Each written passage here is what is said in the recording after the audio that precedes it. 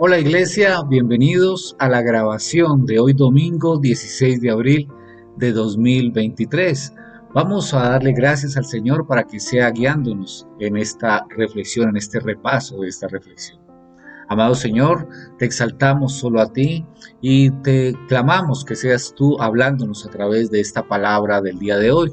Los que la están repasando, los que la van a ver por primera vez, que seas tú mismo, Señor, guiando nuestras vidas, nuestros pensamientos, nuestros corazones únicamente hacia ti. Gracias, Señor.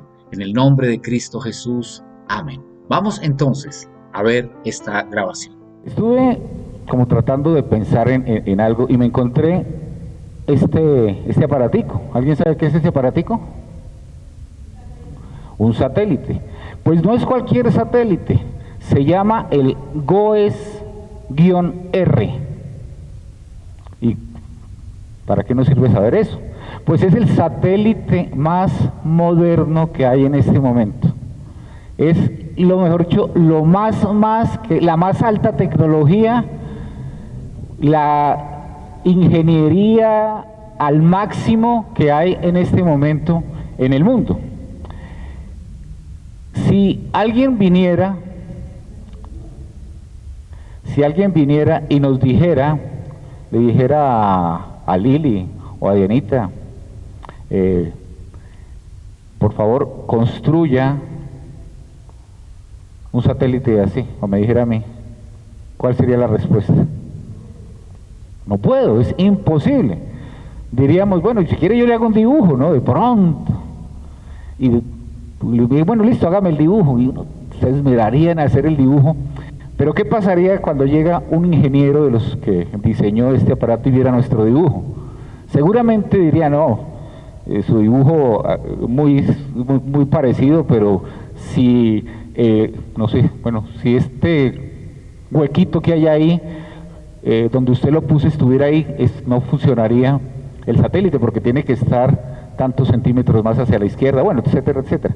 ¿Por qué? Porque nosotros no tenemos el conocimiento, ni los recursos, ni tampoco tenemos el dinero, la tecnología para poder fabricarlo. Un experto con mucho dinero, con una financiación de muchísimos millones de euros o de dólares, lo podría hacer, nosotros no. Igual es con la pasión por Jesús. Nosotros no podemos fabricarla. Nosotros podríamos de pronto simularla. Podríamos de pronto hacer una especie de dibujo mal hecho con nuestra vida de lo que es la pasión por Jesús, y sería un dibujo mal hecho. Cuando se acercara el Señor a nosotros y viera nuestra actuación de pasión por Jesús, diría, eso está mal hecho.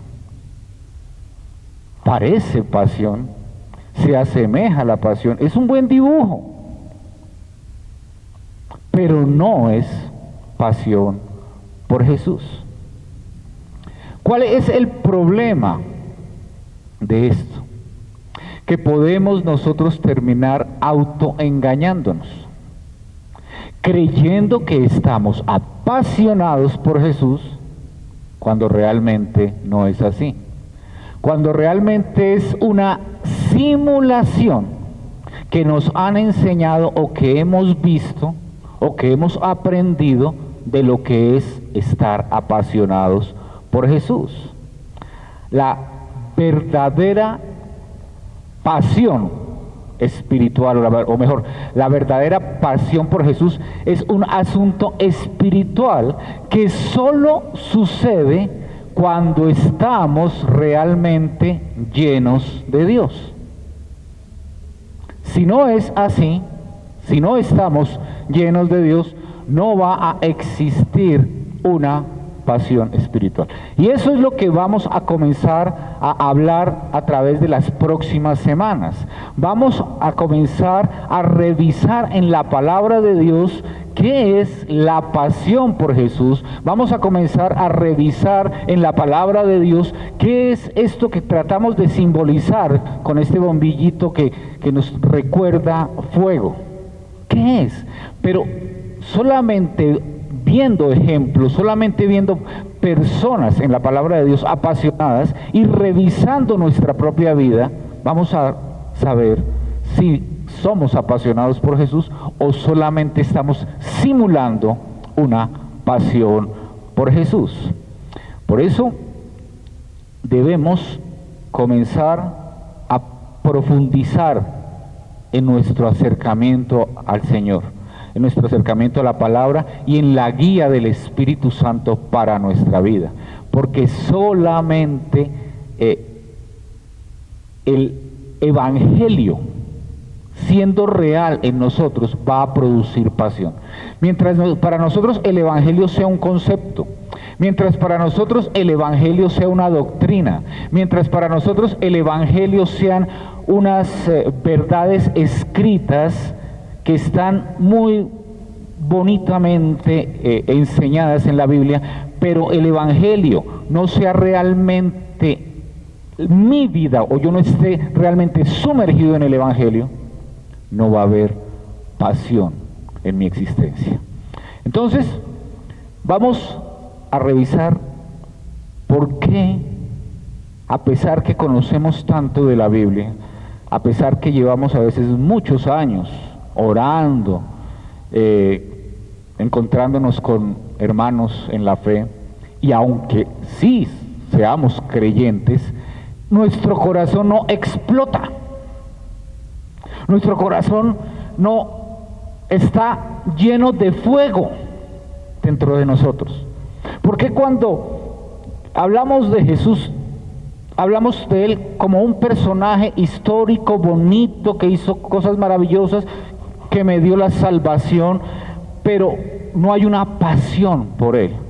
¿Por qué cuando hablamos de algo que nos gusta como un deporte, como el fútbol, o como mi pasatiempo, qué sé yo, el origami, por utilizar alguno, lo hablo con pasión y quiero que el otro conozca eso que me gusta a mí tanto, que me gusta a mí las flores, y entonces conozco de las flores, y no solamente hablo de esa flor como en términos científicos, que es una planta que tiene tantos pétalos y que se da en cierta altura o en cierto clima y hay que regarle tanta agua, sino que hablo con pasión. Digo, qué planta tan hermosa, y mira ese aroma, y mira esa belleza de pétalos. Si los tocas, no los toques muy duro porque se daña, pero si te das cuenta, hay pasión.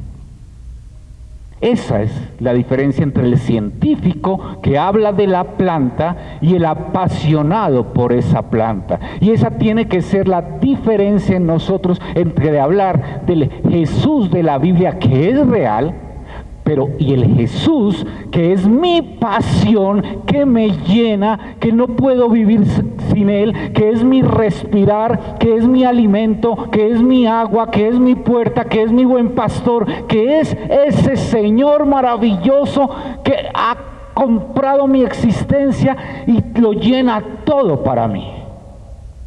Y tenemos que pasar como iglesia, cada uno de nosotros, de ser personas que conocen a Jesús, a personas que respiran a Jesús, que viven a Jesús, que se alimentan de Jesús y que su vida entera está sumergida en Jesús. Esa es la verdadera pasión. El Evangelio no es doctrina, el Evangelio no es una teoría, el Evangelio es la misma vida de Jesús actuando en nosotros. Esta es la introducción a todo este énfasis o serie, o como lo quieran llamar, que vamos a tener durante las próximas semanas. Y hoy vamos a comenzar viendo un texto de una mujer bien especial.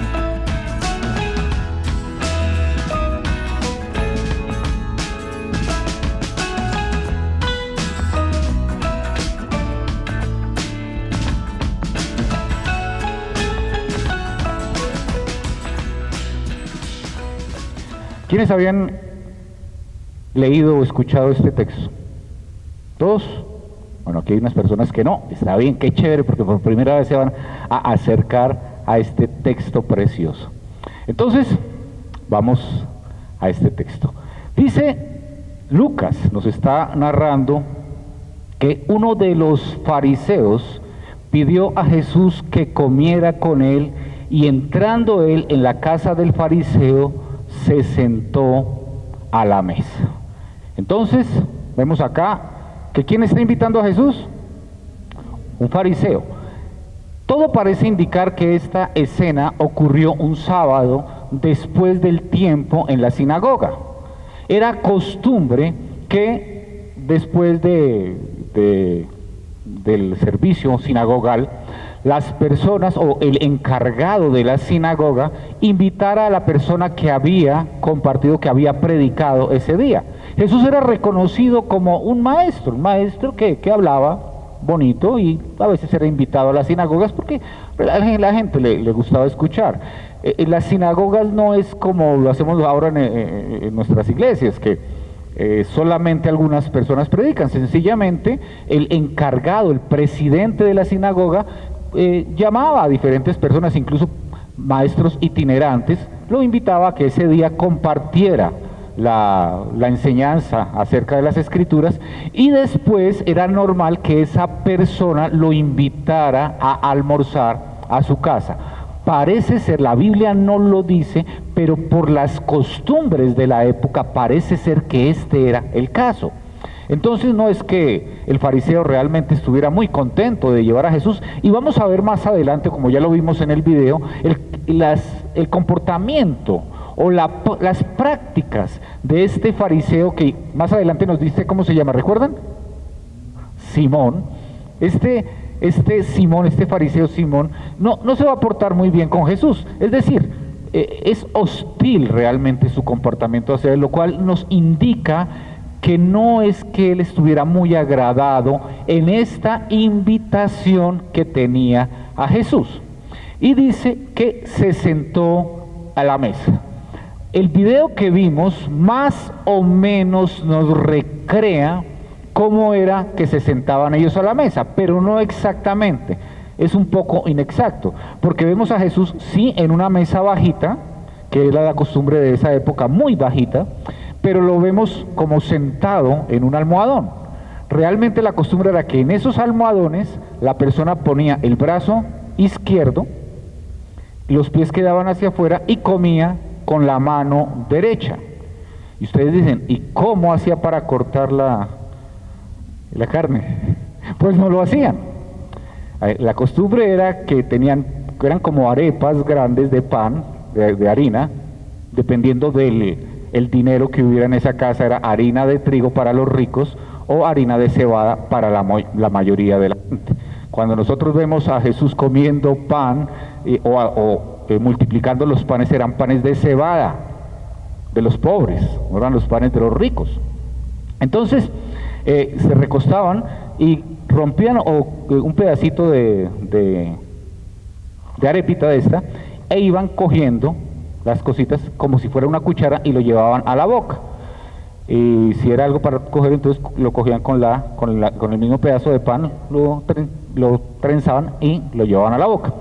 Pero entonces la posición era así, con los pies hacia atrás. Por eso es que va a suceder lo que va a suceder. Pero bueno, dice aquí que el fariseo se sentó a la mesa. Y no sabemos mucho del fariseo, solamente que se llamaba Simón y que estaba allí. Pero sí sabemos más adelante que ese fariseo dudaba que Jesús fuera profeta. Él dice, si este fuera profeta, pero sí lo consideraba maestro porque lo llama maestro.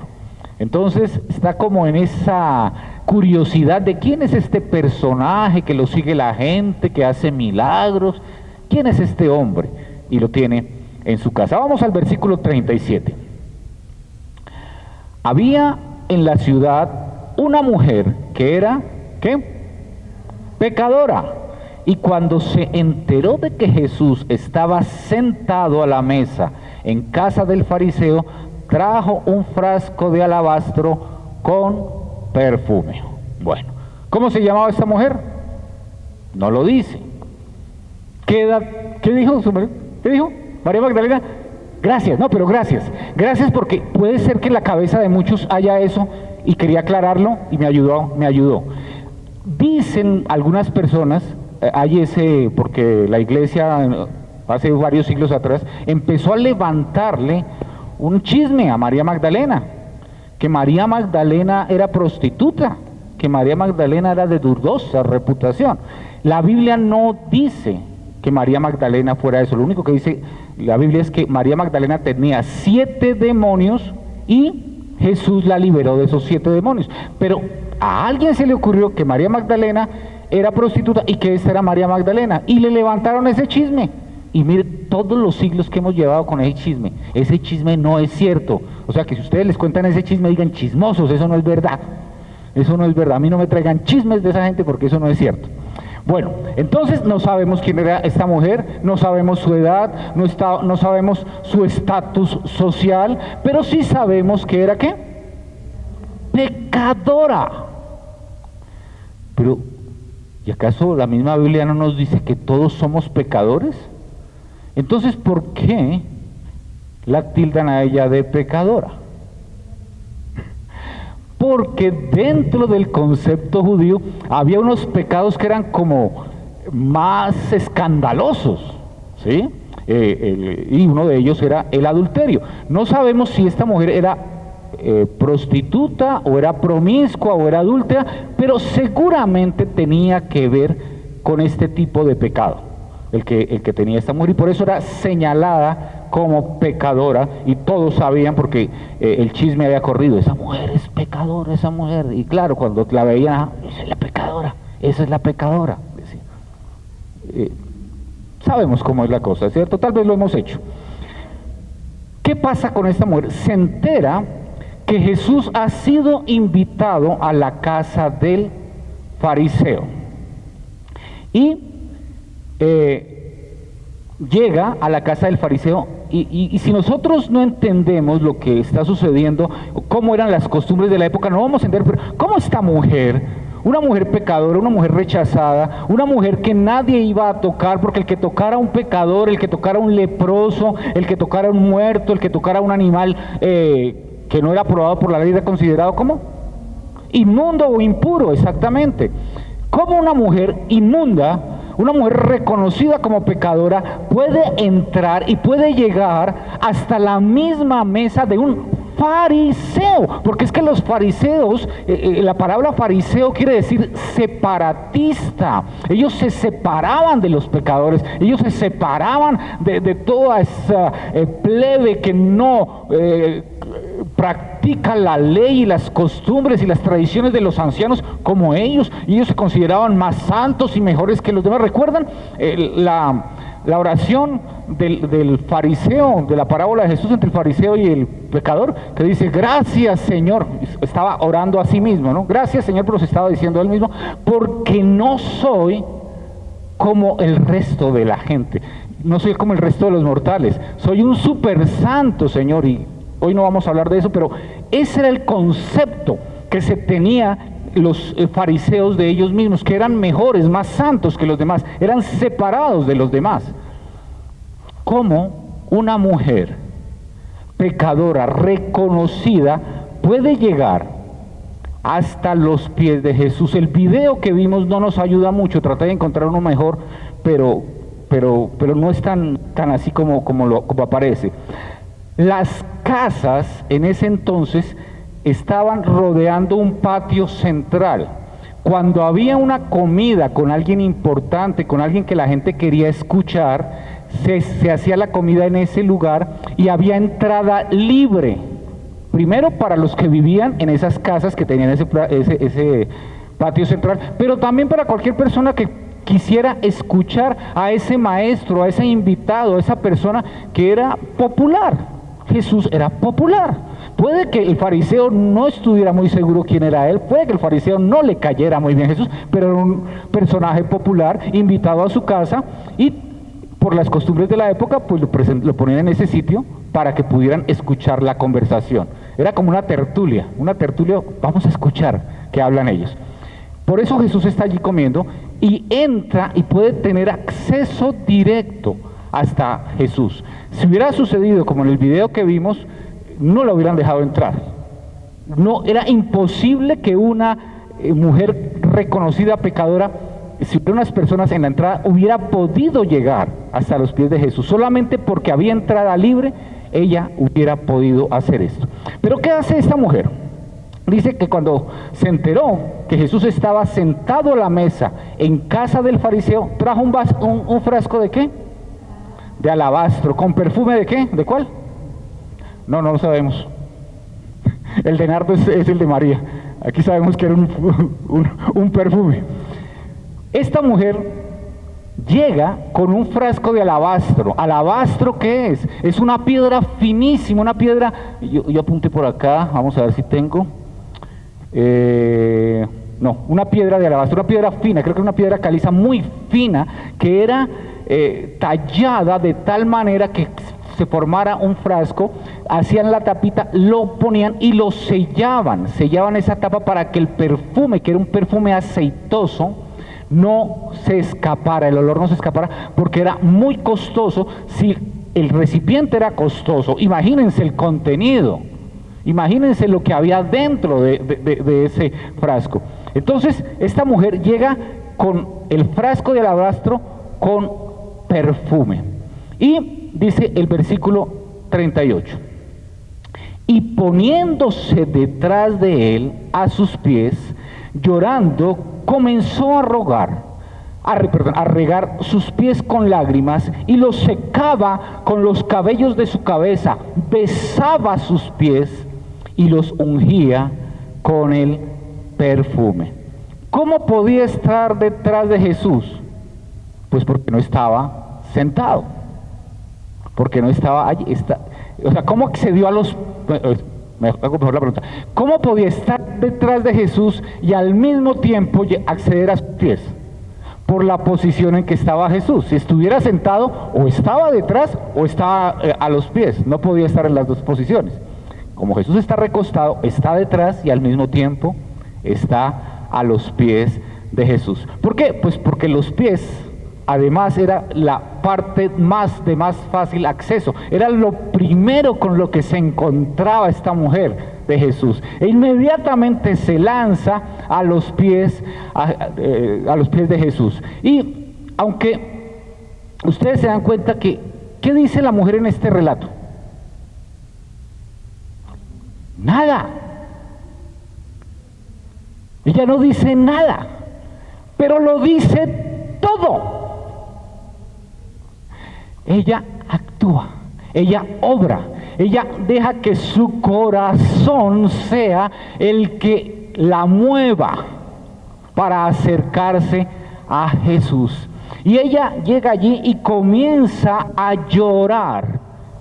¿Y es un lloro pequeño?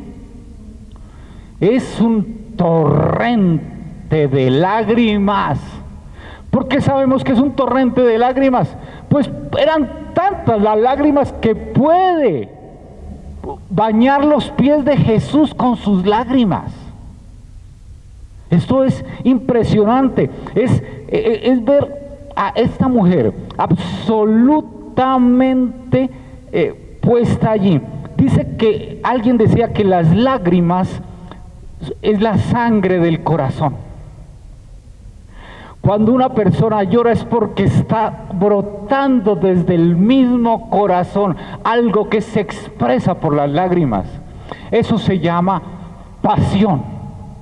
Esta mujer está allí en arrepentimiento. Esta mujer está allí sabiendo que está delante del único que puede perdonarla, del único que puede tocarla y que quede atrás toda una vida de pecado, toda una vida de errores, toda una vida de fango en el cual se ha estado revolcando una y otra vez, tanto que ya todos saben que ella es una mujer pecadora, pero ella llega allí y sin importarle nada, porque no le importa lo que va a pensar el dueño de casa, no le importa lo que van a pensar los demás que la han señalado por años, no le importa nada. Lo único que quiere es postrarse a los pies de Jesús y comienza a llorar y llorar y llorar, y hace algo que es inaudito, y ahí es donde vemos la pasión que hay en el corazón de esta mujer. Para una mujer judía,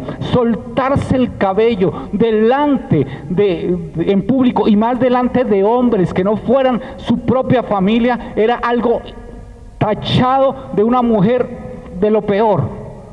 Sin embargo, esta mujer se quita su velo, suelta su cabello, y con sus cabellos empieza a secar las lágrimas, a secar los pies de Jesús, mostrando: no me importa lo que piense nadie, no me importa nadie, solo me importa Jesús, solo me importa ser perdonada por este hombre que es el único que me puede dar perdón. Y allí es donde viene la diferencia entre el que tiene pasión por Jesús y el que tiene o el que camina en la letra solamente de la palabra de Dios. Miren lo que sucede. Dice el versículo 39: pero al ver esto, el fariseo que lo había invitado dijo para sí: si este fuera un profeta, sabría quién y qué clase de mujer es la que lo está tocando y que es una pecadora. El fariseo no ve lo que está viendo esta mujer. El fariseo no ve en Jesús la fuente del amor de Dios. El fariseo no ve en Jesús sino alguien de dudosa reputación al que hay que tachar y al que hay que señalar. Y lo primero que se le viene a la mente, porque ni siquiera lo dice con sus palabras, es: oh, y a este le dicen que es profeta, y a este le dicen que es enviado de Dios, y de este dicen que habla de parte de Dios y que lo que enseña es de parte de Dios. Los que hablaban de parte de Dios eran los profetas. Si este fuera profeta, si este hablara de parte de Dios, tendría una conexión tal con Dios que inmediatamente sabría que quien lo está tocando es una mujer pecadora. No lo permitiría jamás. Wow. ¿Ustedes no se dan cuenta que a veces nos parecemos mucho al fariseo? El Señor está obrando, el Señor está actuando, el Señor está haciendo algo maravilloso, Jesús está obrando en la vida de alguien, y nos ponemos a pensar en lo que es esa persona, en lo que fue esa persona, y no vemos la obra de Jesús. Y eso hace que no nos podamos apasionar por Jesús, porque si solamente nos quedamos mirando lo que nuestros ojos físicos pueden ver, pero no permitimos que el Señor nos muestre la obra que Él está haciendo en cada circunstancia, en cada persona, en cada lugar, en cada familia, no vamos a poder apasionarnos por Jesús, porque solamente estamos mirando lo natural y no lo espiritual. Y Jesús, que sabía lo que estaba pensando el fariseo, Jesús, que es más que profeta, porque no solo es más que profeta, sino que es hijo de Dios y es Dios mismo, no solo sabía quién era esa mujer que lo estaba tocando, sino conocía perfectamente cada pensamiento del fariseo. Lo conocía perfectamente. Por eso Jesús, para sorpresa del fariseo, le va a demostrar que sabe quién es ella y que sabe quién es él. Le va a decir: oye, Simón, yo no solo sé qué clase de persona es esta mujer que me está tocando, sino yo sé qué clase de persona eres tú que me invitaste a almorzar. Y te lo voy a demostrar. Vamos a leer varios versículos del 40 al 43. Y Jesús le dijo: Simón, tengo algo que decirte. Di, maestro, le contestó. Cierto prestamista tenía 2 deudores. Uno le debía 500 denarios y el otro 50. Y no teniendo ellos con qué pagar, perdonó generosamente a los dos. ¿Cuál de ellos entonces lo amará más? Supongo que aquel a quien le perdonó más, respondió Simón. Y Jesús le dijo, has juzgado correctamente. Wow. Antes de entrar a la parábola, esto tiene una trascendencia mayor. En arameo, que es uno de los idiomas con que se escribió la Biblia, el arameo es un hebreo un poquito más moderno. En arameo, la palabra para deuda y para pecado es la misma. Entonces, cuando se habla de deuda o se habla de pecado, se utiliza la misma palabra en arameo. Y si ustedes recuerdan, hay dos versiones del Padre Nuestro en la Biblia, ¿cierto? Una está en Mateo y la otra está en Lucas. En Lucas dice, perdona nuestros pecados. Y en Mateo dice, perdona nuestras deudas. ¿Por qué? Porque los evangelios están escritos en griego. Lo que hicieron fue traer la palabra del arameo y pasarla al griego. Y se tradujo en uno como pecado y el otro como deuda. Pero es la misma palabra. Por eso es tan importante cuando Jesús le dice a este fariseo llamado Simón, hey, hay dos hombres que le deben a un prestamista. Hay dos personas que están allí. Uno le debe 2 meses de trabajo y el otro le debe 20 meses de trabajo. Esa es la proporción. 2 meses de trabajo contra 20 meses de trabajo. 2 meses de pecado contra 20 meses de pecado. El uno es muy pecador y el otro es menos pecador a ojos de los hombres. A ojos de Dios somos iguales. Y le plantea la pregunta, después que este acreedor ha perdonado al de los 2 meses de pecado y al de los 20 meses de pecado, ¿cuál tú crees que le amará más? Y la respuesta es obvia. Es decir, Simón no tenía que ser un genio para dar esta respuesta. Cualquiera de nosotros lo va a decir. Pues, ¿cuál? Al que se le perdonó más. Va a estar tan agradecido que va a saltar y va a decir, ¡hey! Me perdonó 20 meses de salario. El otro, bueno, ¡hey! Me perdonó 2 meses de salario. Pero eran más pagables. 20 meses de salario. Son muy difíciles de pagar. Y el Señor le dice, bien, acertaste. Muy buena respuesta. Y vamos a continuar. Dice después, y volviéndose hacia la mujer le dijo a Simón, ¿ves esta mujer? Yo entré a tu casa y no me diste agua para mis pies, pero ella ha regado mis pies con sus lágrimas y los ha secado con sus cabellos. No me diste beso, pero ella desde que entré no ha cesado de besar mis pies. No ungiste mi cabeza con aceite, pero ella ungió mis pies con perfume. Esta mujer está allí todavía llorando, secando los pies de Jesús, rociando este perfume que está en este frasco fino a los pies de Jesús.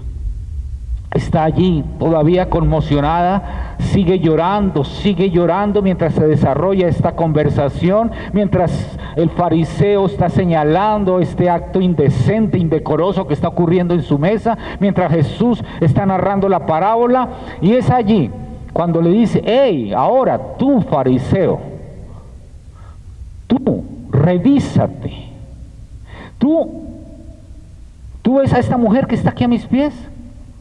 Yo entré a tu casa y tú no hiciste la norma de cortesía mínima que se hace. Ofrecer agua para lavar los pies. Puede que no me ofrezcas uno de tus siervos, pero por lo menos el agua. Ni siquiera eso.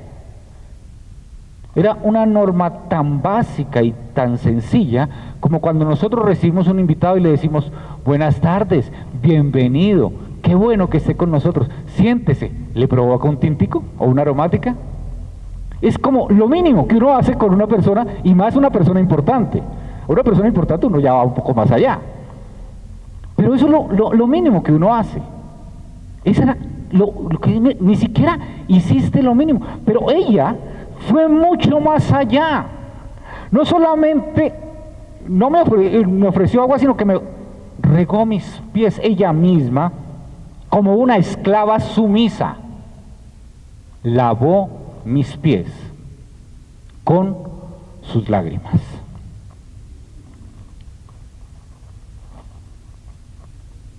Y no solo eso, sino que como no tiene una toalla, ha utilizado su cabello, se ha soltado su cabello, sabiendo que la iban a señalar, sabiendo que la iban a ofender, sabiendo que la iban a vituperar, que la iban a rechazar aún más, para secarme los pies. ¿No me diste beso? Entre nosotros es un poco extraño, si estuviéramos en Argentina no sería tan extraño, pero es parte de la cultura judía, era saludar con beso a la persona que entra. Por eso digo, si fuéramos argentinos sería más fácil para nosotros tal vez entenderlo. Ellos se saludan de beso entre los hombres. Le dice, pero ella no me dio un beso en la mejilla. Mira, todo el tiempo que llevamos hablando y no ha parado de besarme los pies. Mira la pasión de esta mujer. Mira el arrepentimiento de esta mujer. Mira el amor de esta mujer. Mira el gozo de esta mujer.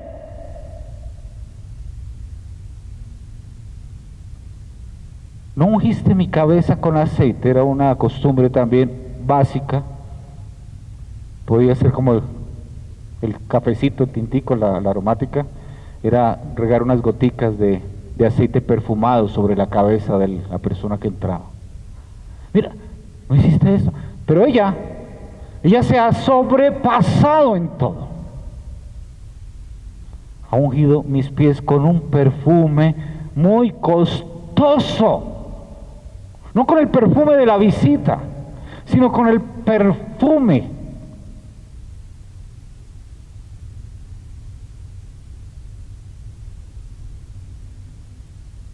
del acto social más importante.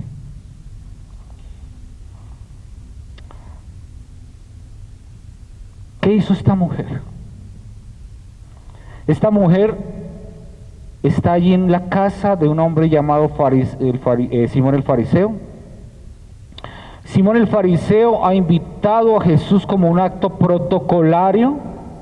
Ha invitado a Jesús tal vez con desdén, tal vez con aburrimiento, no estaba muy interesado, o tal vez quería hacerlo quedar mal, no sabemos.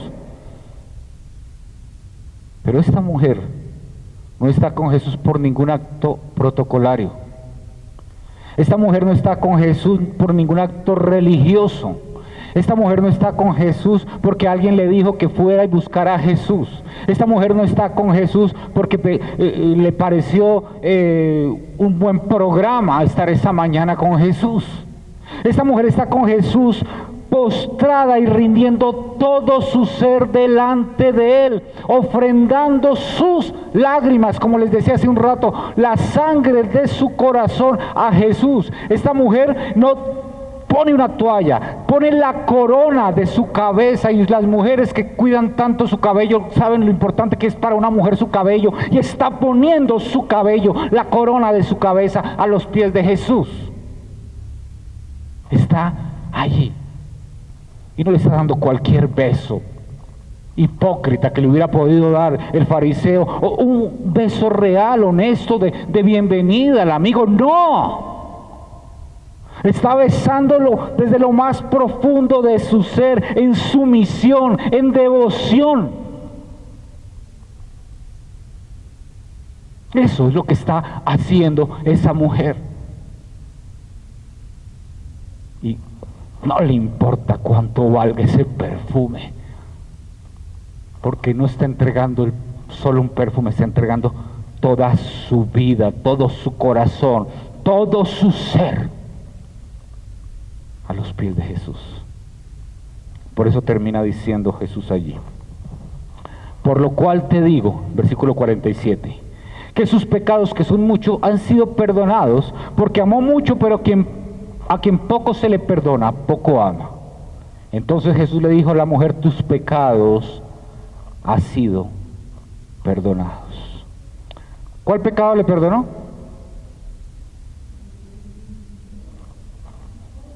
Todos tus pecados, todos. Cuando el Señor obra completo, no obra por pedacitos.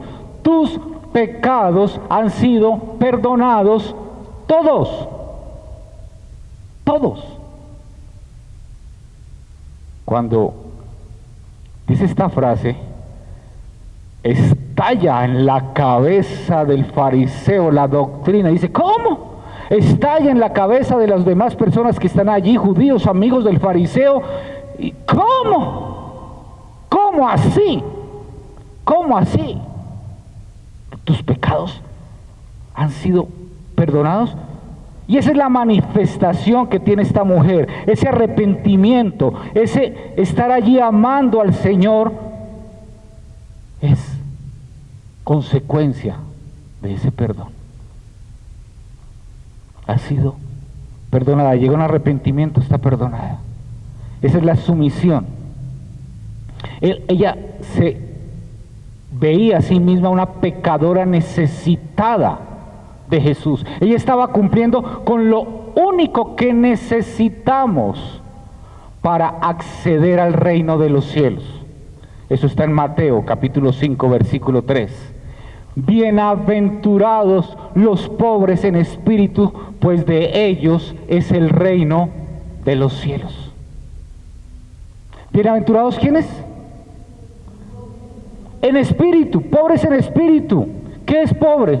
¿Qué es una persona pobre? Una persona necesitada, una persona menesterosa.